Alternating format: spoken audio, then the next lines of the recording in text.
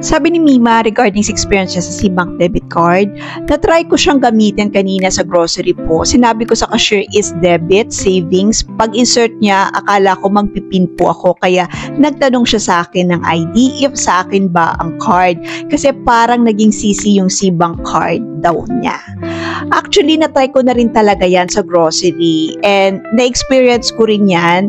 Actually, parang ang sabi sa akin doon sa Robinson, ang transaction niya daw is credit card, and na-experience ko rin yan na akala ko magpipin ako pero hindi na kasi direkta na siya na mababawas doon sa Cbank app natin. Kung hingan man tayo ng ID, it's okay. Di ba kapag gumagamit din naman tayo ng credit card, some may ask our identity. Para at least, di ba, security features na rin yun. Mas maganda, magdala pa rin tayo ng ID natin pag lumalabas tayo. Para sure na lang din.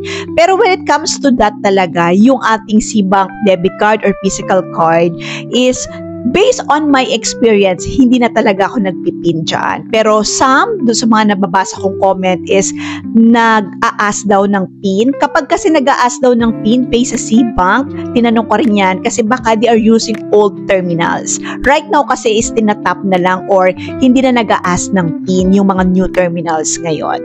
So, yun yung masishare ko regarding sa ating Cbank debit card. So far, so good naman yung ating Cbank debit card and ongoing pa rin naman yung mga promos na yan, and we are always updated naman sa Cbank app natin kapag nag-update si Cbank.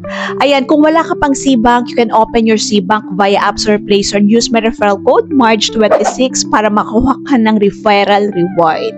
Make it sure po to hold 1,000 pesos for 3 days, meaning hindi nyo po gagalawin yan for 3 days para makapasok po yung 75 pesos, and legit makakakuha po kayong referral reward. I hope this video helps you.